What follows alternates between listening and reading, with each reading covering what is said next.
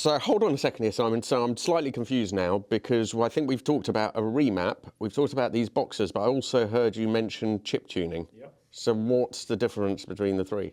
In many ways, removing the tuning box, because that is a slightly different proposition, but remapping, chip tuning and these terminologies are actually really the same thing. And what we're talking about is changing the program that controls the engine. Now, how that's physically done is the difference that we're now talking about. So initially, when this type of technology came along, back sort of 20, 25 years ago, people talked about chip tuning, and that's because the chip was physically taken off the ECU board. So the chip was removed, it was put into a chip programmer, the software was taken off, and the software was changed and loaded on a specific chip that was then put back onto the ECU board. From about the year 2000, 2001, nearly all vehicle ECUs actually moved to a microprocessor-based ECU. So what a chip used to have was like 28 legs, some had a little bit more, some had a little bit less.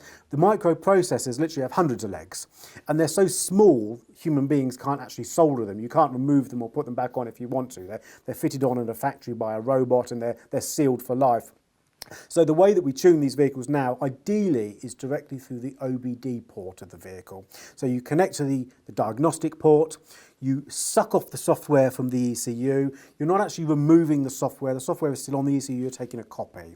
You adjust that copy with all the changes that we want to make the vehicle go faster or improved in fuel economy, etc. We make those changes, we load it back onto a tuning tool, just like this one.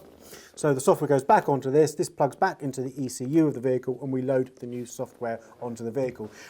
Once we actually get the software, and it doesn't matter if we've taken it directly off a chip or we've taken it off of the OBD port, the changes we make, the tuning, the remapping is actually the same process.